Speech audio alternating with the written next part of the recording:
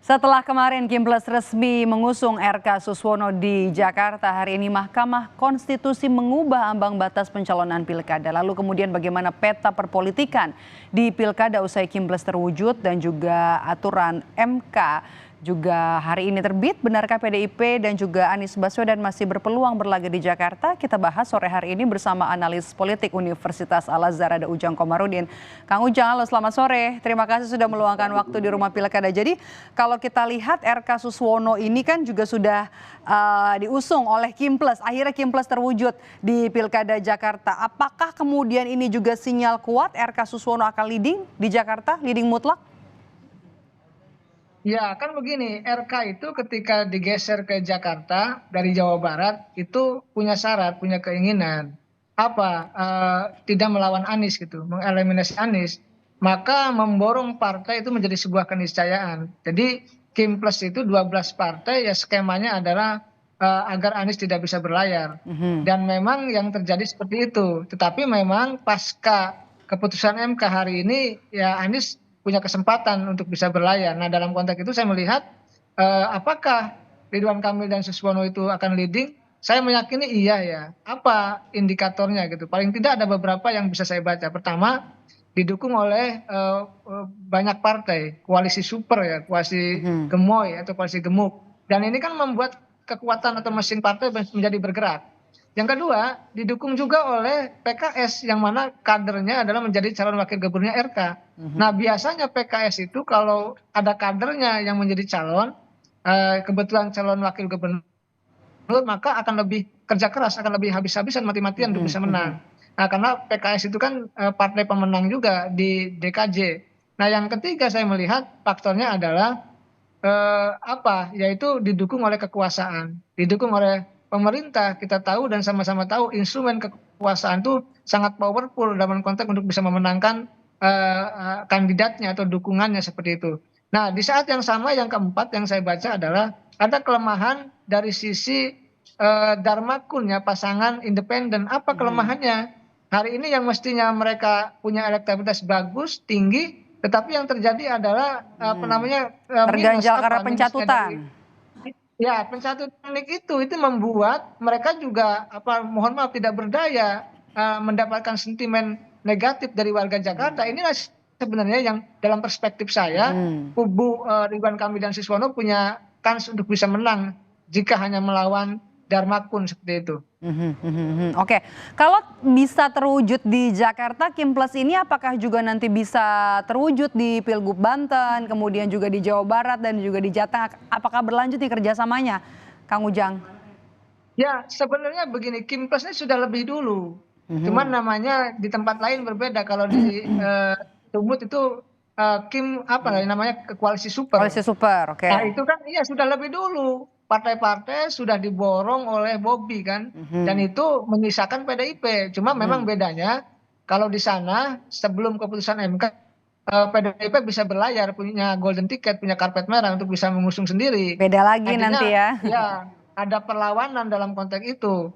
Nah, di DKJ ini kan berbeda sebelum keputusan MK. Artinya kalau MK-nya tadi tidak memutuskannya, sejatinya PDIP tidak bisa berlayar, tidak bisa mengusung. Nah, ya syukur mungkin PDIP atas keputusan MK tersebut sehingga bisa mendukung atau mengusung kandidat yang diinginkannya. Nah, apakah terjadi juga di wilayah lain? Ya sangat potensial, misalkan di Banten.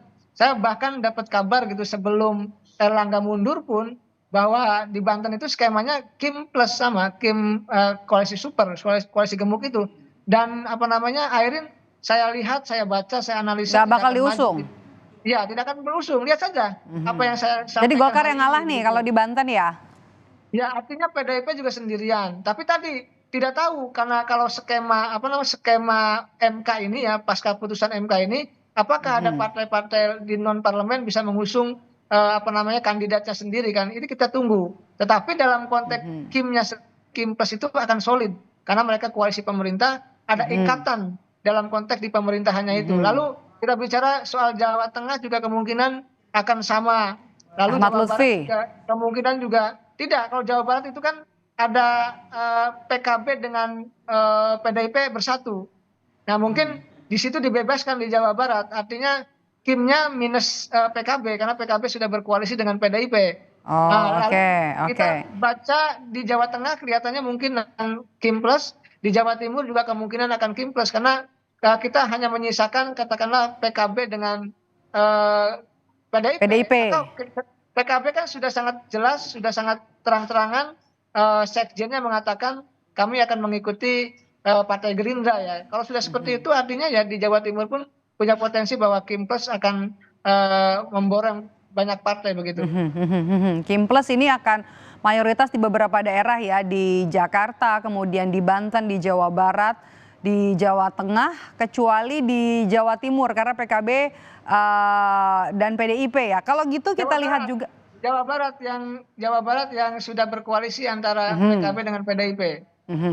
Oke, oke. Termasuk juga di Jawa Timur juga ya, menyisakan PDIP dan juga PKB. Oke, kalau gitu Kang Ujang, ada aturan juga kan nih, aturan pilkada yang kemudian diubah MK hari ini mengubah ambang batas atau threshold pencalonan kepala daerah.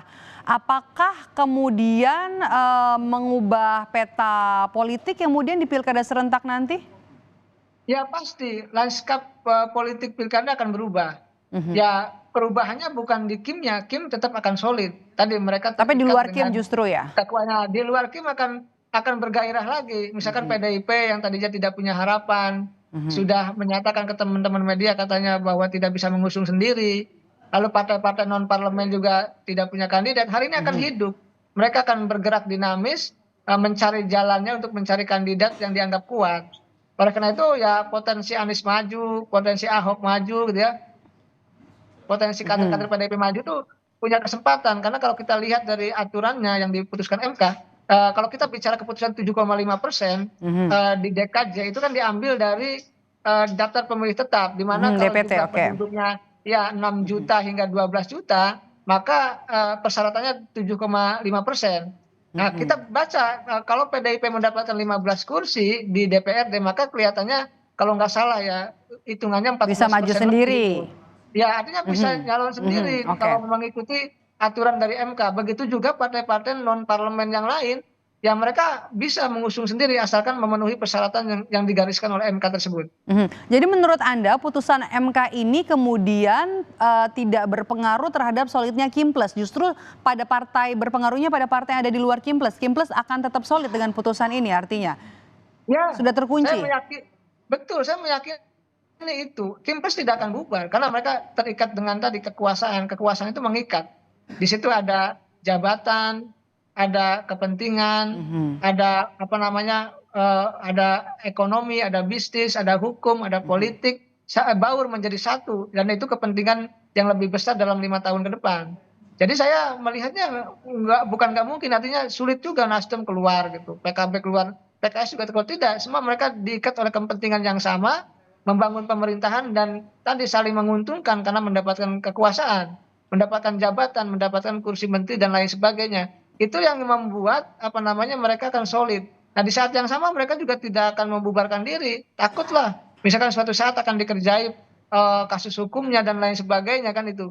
Jadi menurut catatan saya dalam konteks dinamika hari ini ya lanskap politik pilkadanya berubah, lebih bergairah, demokrasi dibuka kerannya oleh MK tadi memungkinkan kandidat yang tadinya tidak bisa muncul, partai-partai non parlemen yang tadinya lesu sekarang bergairah karena bisa mencalonkan berkoalisi gitu ya, Oke.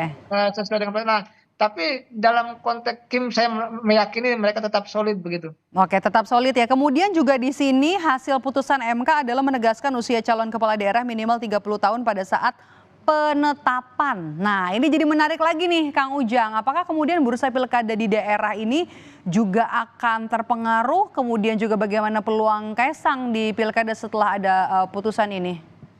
Nah, iya yang betul ada ketika penetapan dong. Nah, itu Bukan bukan pada saat pendaftaran ketika. ya. Iya, itu yang benar. Jadi kita ini hukum jangan dibulak-balik. Kita justru mempertanyakan apa yang dilakukan oleh Mahkamah Agung. Masa hukumnya dibulak-balik untuk kepentingan tertentu? Justru kita ingin membangun konstruksi hukum yang objektif. Agar apa? Agar garis-garis dalam konteks kita menjalankan aturan main pilkada ini jelas. Kita butuh kepastian hukum. Nah, implikasinya kalau MK sudah memutuskan begitu, artinya peluang Kaisang tertutup dong. Karena kan belum 30 ya ketika ditetapkan begitu.